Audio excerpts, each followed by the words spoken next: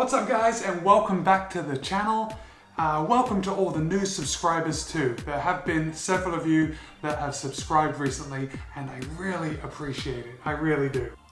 It's you, the subscribers, that keep me motivated to keep putting out content, because at the beginning of this year I said I wanted to upload something new every single week, and it doesn't sound like a really challenging goal, but it really has been.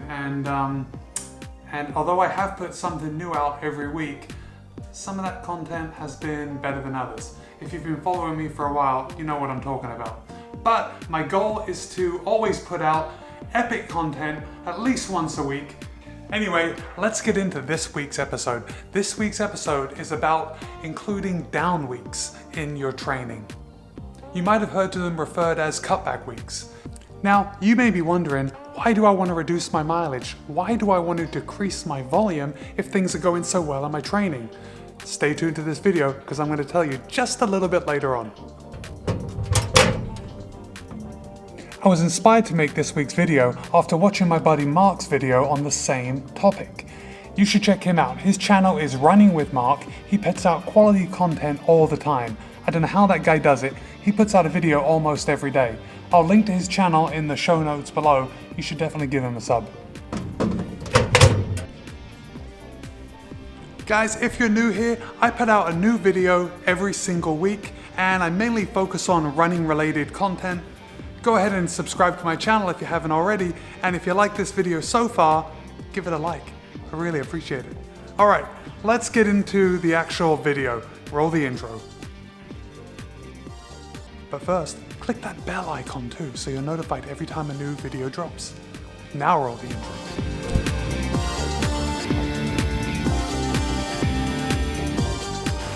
Alright guys, I had to take this video outside because you can probably hear the rain through the audio, but it's been raining now super heavy. There's no thunder or lightning, but our power's gone out. So without any power, I don't have any lights, I don't have any rechargeable lights, so I have to take this out to the patio where I've got a little natural light coming this way to light up all this. Okay, so it looks okay and I'm just gonna keep it on. So, cutback weeks. We're not talking about rest. We're not talking about just rest and recovery like you would do after a race or after you do a long run. Cutback weeks are squarely in the training bracket. Okay, it's part of your training. So what you're doing is just, you're lowering your mileage, you're lowering your intensity to avoid injury. So generally, I think the cutback weeks I've read should be cut back about 25 to 30%.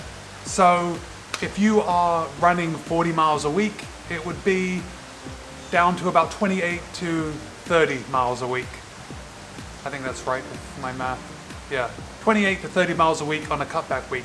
Then the next week, you would continue your mileage up, and if say your long run was 12 miles, you might raise that to 13 miles or 14 miles. And you do that for a couple of weeks, you would slowly increase your mileage, slowly increase your intensity before taking another cutback week. Listen, in a perfect world, we would be able to schedule these cutback weeks so we know what we're doing. If we never got injured or nothing ever got in the way, that would be the ideal situation. We would run our mileage, run it high, and then cut back to avoid injury before bringing it back up again.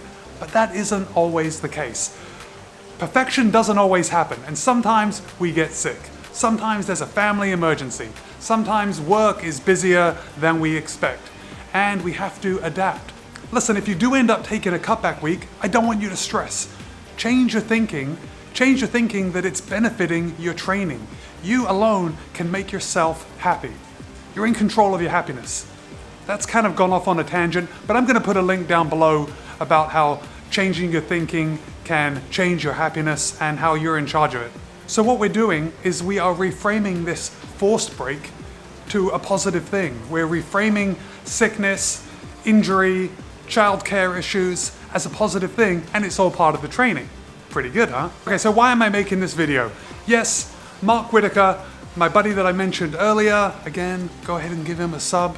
He's totally entertaining, he's a great runner, and he's someone that you really should be following. He did an episode on the cutback week, And then I realized that, yeah, this is something I should be doing because I am taking a forced cutback week, which I'm reframing as a good thing. I actually fell off my skateboard at 20 miles an hour.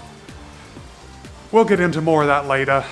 Let's just stick to this topic for right now, but stay tuned until the end because I'll talk about what happened to me and the reason I'm taking this cutback weeks, plural. I'm gonna have to take a couple weeks. Why should you take a cutback week and how does it benefit you?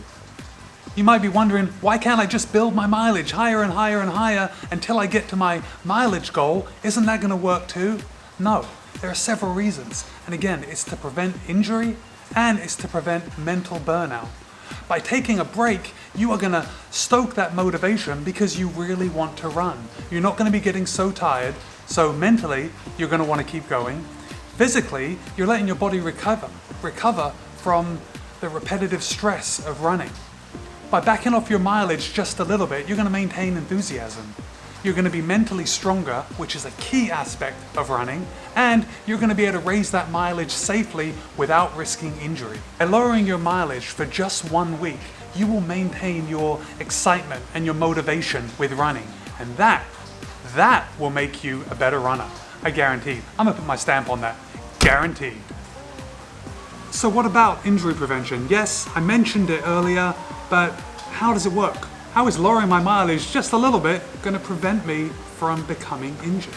Okay, so training is pretty much a binary action. Ones and zeros. There is stress that you get from running, and there is recovery that you get from not running or running easy. It's during that recovery that you realize the improvements you've made from the stress, which is running. Reducing your mileage and intensity every 3 to 4 weeks is going to help you realize that growth. It's going to help you realize your potential by not becoming injured. You're not going to be doing too much. The cutback week allows your body to grow muscle, to grow strength. It strengthens your ligaments, it strengthens your bones. If you're getting stronger, you're going to be a better runner. Simple, right?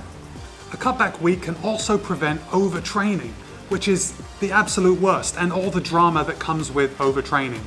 Drama like not wanting to run, being totally burnt out, being exhausted all the time. Take that cutback week and you can eliminate that problem. Let's get a little more specific on injury prevention. And to help explain this to you, I am going to read an article right from Runners Connect.